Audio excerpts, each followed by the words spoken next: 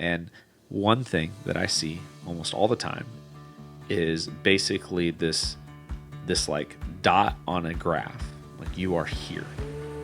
And then they put a dot on the graph somewhere in the future saying you want to be here. Right.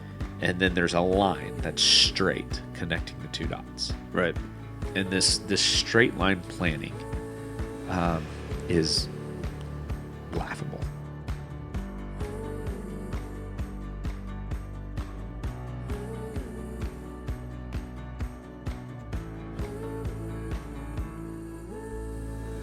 Welcome to another episode of Money Therapy. I'm Brandon Chasteen. I'm Bill McGill. And we're going to walk you through our kind of thought of the week, if you will.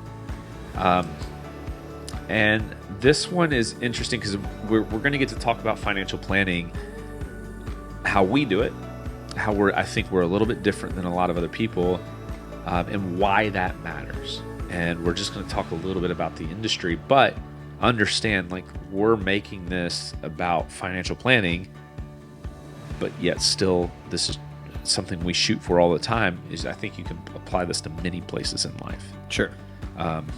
So the thought process, what we're going to talk about or discuss today, so you can kind of zero in and get your wheels turning a little bit, is this idea of being perfect today.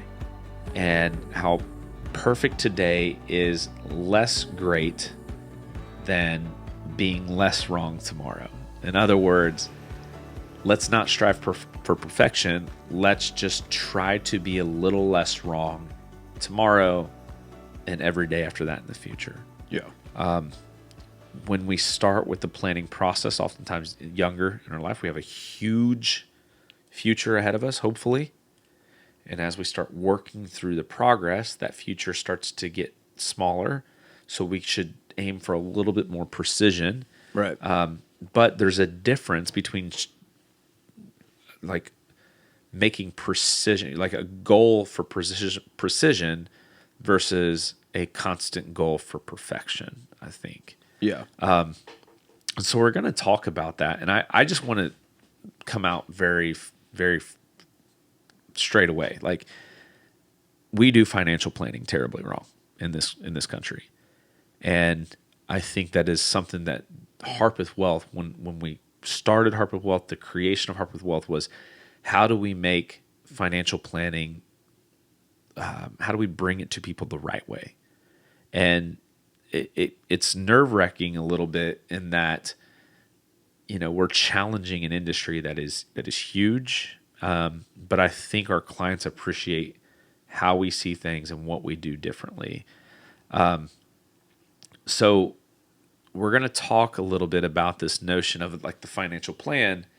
One of the things that I see all the time is people will, maybe bring their financial plan from someone else into me and say, hey, I'd like a second opinion. Right. Or maybe they got a financial plan years ago and they, moved. So now they need a new financial planner, and they bring in their old financial plan that they've been working on, Right. are working from, and come in and do some analysis. And one thing that I see almost all the time is basically this like dot on a graph, like you are here. And then they put a dot on the graph somewhere in the future saying you want to be here. Right. And then there's a line that's straight connecting the two dots. Right. And this straight line planning is laughable, right? And it's sad because it's presented as this matter-of-fact thing. Like a financial planner telling someone, hey, if you do this, this, and this, if you put $516 into this account every month, you will have this much money when you turn 65. And the reality is a couple things. First of all, people, me, you, if we have a very clear path of our future put before us, we love that. We'll latch on to it. Sure. Right? We want as much clarity about tomorrow as possible. Yeah. So we'll take it in. And we tend to forget to ask questions. Well, how do we know we're going to get from here to here? Like, are you making any assumptions? And absolutely, we're assuming growth rates. We're assuming inflation. We're assuming market cycles and economic cycles, and we're assuming the valid currency. We're assuming so many things, Inflation and sometimes everything. some assumptions are safer to make than others, right? But the reality is it's like a mind game, because on one hand, if I could tell you, hey, I can see in your future, and this is all you got to do to be on the straight path, we're like, man, like I want that, Yeah. right? Because it gives us this peace of mind. But what it actually does sometimes is when we realize the path isn't straight, right? If I sat down with a financial planner 2 years ago and he was like, hey, Brandon, I'm going to put together this plan for you, and I'm going to assume inflation is 2.5%. I'm like, yeah, this is pretty good. I like this. But then all of a sudden we get into a year where inflation is 9%, and the news cycles and the markets and all these things are just kind of like in this transition volatile state. Yeah. And now all of a sudden I'm overwhelmed with the volatility of the market. Plus I latched on to this straight line idea from this financial planner that built this whole premise of my future based off 2.5% inflation, and now it's 9. Yeah. So now I'm reeling on top of reeling. And what I thought was I was paying for something to make me feel safe and give me this peace of mind about my future. I paid for something that is only adding anxiety to more anxiety, because life, we deal with anxiety in life. Yeah. But man, that's problematic, and it doesn't matter like what kind of planning. Like you can have a business plan, a health plan, right? Like I could want to run a marathon. So what I'm going to do, I can run 2 miles today. I'm going to run 26.4 miles in a year. So I need to be able to run 3 miles, then 4 miles, then 5 miles. And I draw the straight line across weeks of training. But here's what happens, right? I go out for my 5-mile run in 3 months, and it's raining and thunderstorming. So I skip that run, right? I end up getting some Achilles pain. So I have to take a few weeks off, Yeah. right? Nothing happens in a straight line. Right. And we need to understand that that is normal. Yeah. And it's okay. And so that's like, instead of Harpeth Wealth, instead of presenting you with this like straight line plan that is the golden standard of financial planning, what we say is we understand where you're at, and we understand where you want to go, and you're this far away. So we're going to put up these, like, I think of like a bowling alley with like the bumper lanes. Yeah. We're going to put up these guardrails. And as long as we can find our footing somewhere in here 90% of the time, most of the time, Yeah. we're on a good path. Yeah. And what we're going to do is, as we learn more about you, and as you learn more about money and your finances, we're going to try to squeeze in those guardrails a little bit over time to where we'll be a lot more precise in the future. Yeah. Because it's not about this perfect plan today. It's about a more accurate plan day after day after day after day. Yeah. I think that's really important. I mean, I just talked to a client here the other day, and you just reminded me of talking with her. And one of the things that I think we do a lot differently is, I just had an hour conversation with her about her financial plan, and she's getting very close to retirement. And not once did I talk about how much money she's going to have, what her total portfolio value is going to be at retirement. Right. I didn't tell her you're going to have 800,000 or $1 million or whatever the number is. I'm not talking specifically about her situation, obviously, but she never even asked either. She didn't ask, how much am I going to have? What we did was we said, hey, your Social Security is going to be this. And for her, she also has, an annuity, which guarantees income for life. And so we added those two up. Like, this is Social Security is going to pay you this, annuity is going to pay you that. And that pretty much covers your expenses that you will need in retirement. And then the rest of her portfolio, I'm not telling anybody to get an annuity, I'm just talking about her situation, but the rest of her portfolio that is subject to market fluctuations and is actually invested, it's not guaranteed in any way. What we effectively did there was minimize the risk of the uncertainties. So the part of the portfolio that we do have to make assumptions with, because you will have to make assumptions in this business and when you're helping people through these things, we took as much risk off the table with the part of the portfolio that has uncertainty to it. And I think that's a huge thing that we do. You know, I tell people all the time, listen, my job is very complex in that the hardest part is, and we've talked about this in previous episodes, I need to figure out what's important to you. What do you actually want? The investments, annuities, Social Security, pensions, 401ks, all these things that we talk about, those are just tools in my tool belt. Yeah. That's how I build your house that you want. But I got to figure out what you want in your house. I need to know how big it's going to be. I'm going to need, how long are you going to be there? We need to know all of that information, and it's just tools in the tool belt. And so I think that's where we really differentiate is, again, with the uncertainty part of our planning, we try and mitigate as much risk as possible. There's always risk, but we try and mitigate that. Well, and I think people are surprised, like when a new prospective client comes in the door and they sit down. One of the things that I enjoy saying that I think catches them off guard is, the financial plan, by and large, is worthless. Right.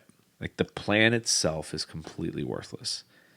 What is invaluable is the process that we go through to plan. So I typically aim for my financial plan to, I want my clients to see this as a living document. Sure. That's going to mature about every quarter.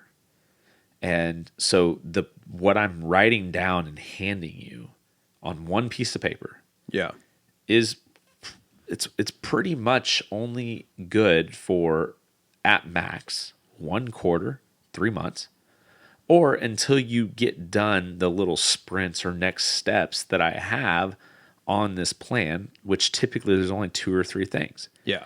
It's not this 20-page. No, it's not. And it's one thing that you can go and you can put it on your refrigerator and hey, I need to accomplish this, this, and this. And as you accomplish it, you check it off. And as soon as you check off that last thing, you set another appointment with me because we need to give you a fresh outlook. Yeah. Because things have changed. And if you can't see the difference between the plan and the planning process at that point, you need to just evaluate and look at this differently, because really the process is making sure we're thinking about our future. The process is writing down goals. The process is monitoring the success. I said this before on something. I don't know if it was this show or not, but the idea that I meet people all the time that if I say, "Hey, what return did you get on your portfolio last year?" They could tell me. Like people can tell me, "Oh, I'm up 6.5% this year. I got 12.5% last year." Yeah. But if I say, "What percent ground did you cover toward accomplishing your goals?" They don't even know how to put that into words. Yeah. People are intimately familiar with their portfolio performance, have no idea about the progress they're making towards their goals. Yeah. So the planning process is really about saying, "Hey, look, we know we need to accomplish these 20 or 30 things to get this goal realized in your life." Yeah. And you've accomplished 7 of those. So we're a third of the way there. Yeah. I think that's the power of the plan, and it's so much less about the straight line. Yes. And if you have a financial plan that has some sort of graph on it about predicting your future with too many numbers and all these matrix and all this stuff, it's okay. Yeah. It's fine to have that. What you need to realize and live in this space is that the straight line or that graph is an approximation. It's a baseline. It's a direction. Yeah. It's not reality. Yeah. Your reality is that you're going to take 2 or 3 steps forward, and you're going to have to replace your tires because you drove over a nail. Yeah. So you're not going to be able to put that $500 in your account like your plan says you should be every month. Yeah. There's going to be these moments where, the weather changes and I can't go for a run, Yeah. right? Like the plan is good to have, but the plan is not reality. What makes you successful, and I'll tell this to every client till I'm blue in the face, is your ability to respond to those changes in life. And the best plan is one that is adaptable. It's flexible. And absolutely. So If we're doing our job, we're building in flexibility as we go. yeah, and we used to do that in the Army too. Like we would, be training, we would be going through a rehearsal. Like let's say I was going to go and, we had a mission to accomplish, and the mission was to maybe assault an objective or take over a house as a stronghold in this intersection or something like that. I would build a plan, and I would present my plan to my commander, and then we would role play and see my plan happen and see if that alone was accomplishable. And oftentimes it was. But then we would come back and we'd say, okay, well, what if we do the same plan, but it rains for 4 days before? You were planning to drive a truck through this field. Yeah. But what if this truck gets bogged down? Yeah. Now is your plan still accomplishable? So we would literally go out and do this plan in training and get the truck halfway through a field and just park the truck there. Yeah. And then be like, okay, now how does this change? Now what do you do? Can we adapt? Is this plan so rigid that if everything doesn't go perfectly well, perfect in every capacity, then the plan just totally falls apart? Because Mike Tyson taught us that, right? You can have a plan, you get punched in the face. Yeah. Can you adapt? Yeah. And I think that is it. You can analyze, if you have a financial plan, if you can say, okay, well, what if your plan is reliant on you putting $500 into an account or paying for some sort of super expensive insurance thing or whatever the case may be, what happens if you can't pay that? What happens if you can't deposit that money? Does the whole plan fall apart? Right. Or can you adapt it and still know that goal that you have is still accomplishable? Right. And all of that, again, it goes back to, it's nothing in finance, nothing really in life that I've come across. Doesn't matter that I be perfect today. Right. What's most important, that is on days that I'm not perfect, I can adapt. And my overall plan and strategy can adapt with me to keep me on track. Maybe if I, can't run today because it storms and I plan to run 3 miles on Thursday, maybe I'll run 5. Right? Yeah. Is the plan adaptable? Can I stay on task? Can I stay on track? And if so, then you have a good plan. Yeah. Right? Thoughts? Yeah, no, the one thought that I have that comes to mind is just building margin into your life. It's hard not to get specific, but, I was just kind of thinking about tips and tricks before this podcast on, okay, how do we build a flexible? I think a lot of people may be at home saying, okay, great, Brandon and Bill, we want to build some flexibility. We want to build, how do we do things like that? And I think it ties into things that we were talking about even last week on the podcast, which is, just start and prioritize later. Figure out where you are today and start making incremental changes wherever you can. I even have written down here, if you can save just even $5 a month, Something. Some people have never saved anything in their lives. Right. And that's okay as long as you start trying to make incremental changes. If it's $5 a month, I don't care if you get a piggy bank in your house and you put $5 a month, that act of saving, that's going to give you an emergency fund, which is going to give you that flexibility and adaptability if you lose your job. You have a cushion there that doesn't derail the whole plan like we're talking about. We've talked about paying off debt.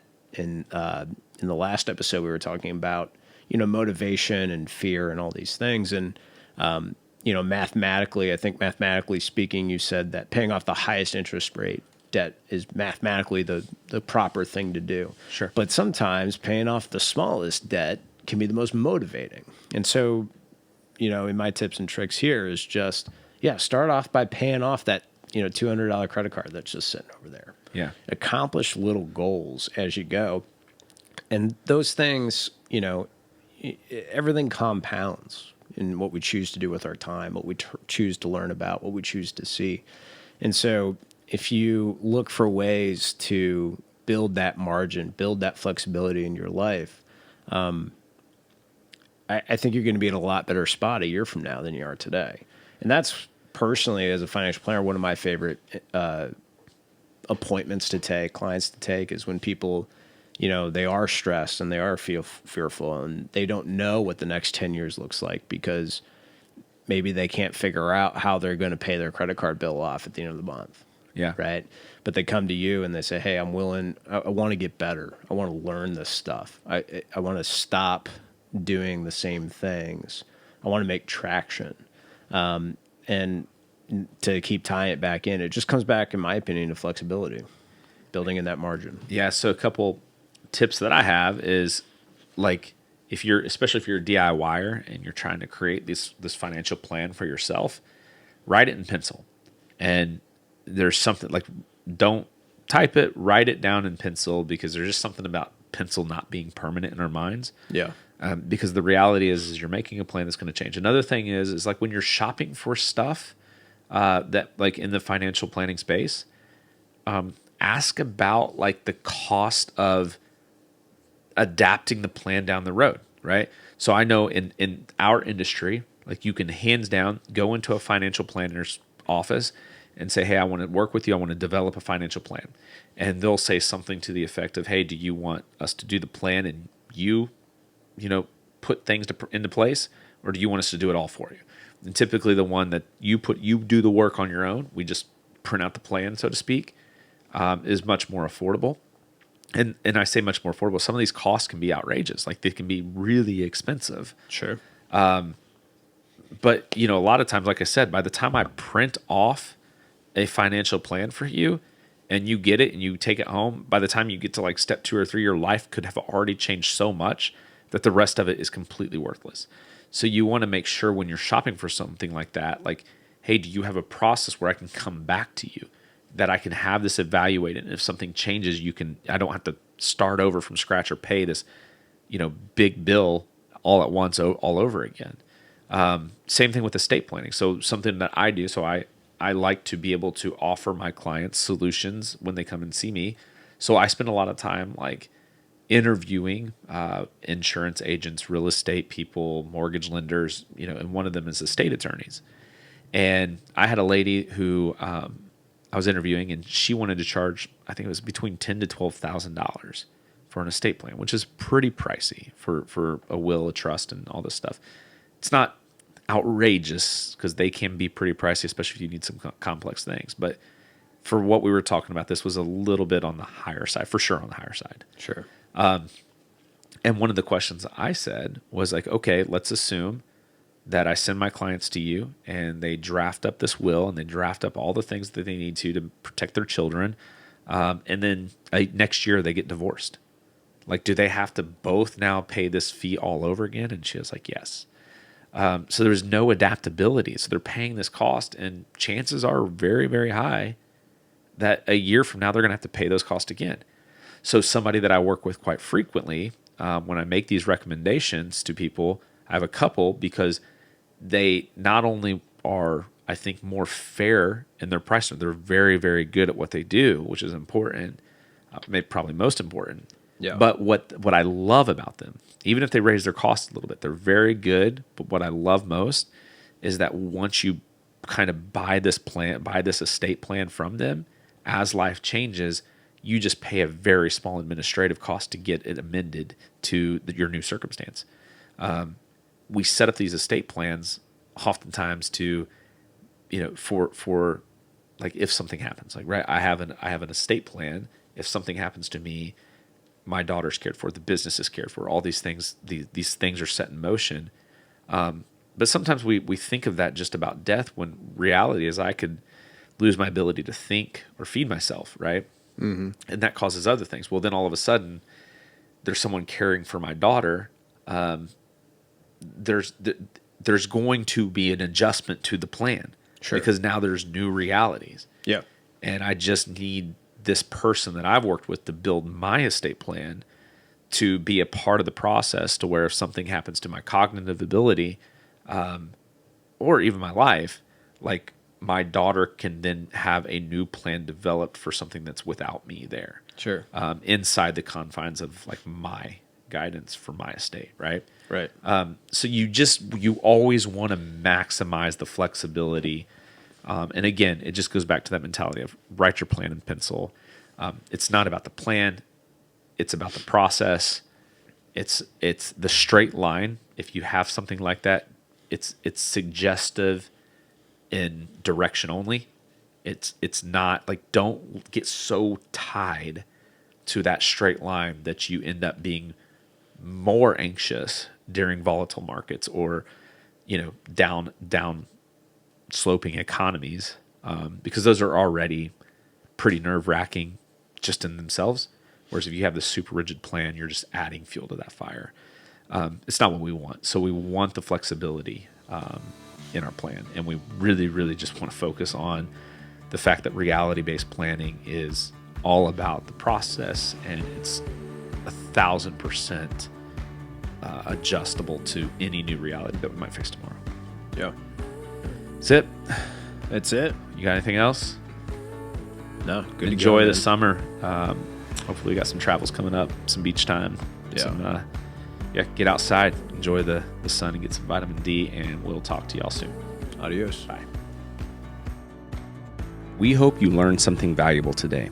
We appreciate you including us in your journey towards financial betterment. It is important to us that you know this is for educational purposes only, and not to be considered specific advice for any individual listener. If something we discussed is relevant to you, and you have questions about how it might be uniquely applicable to you, please discuss that with a financial professional, or, of course, we are happy to have further conversations with you about your specific questions, needs, or circumstances.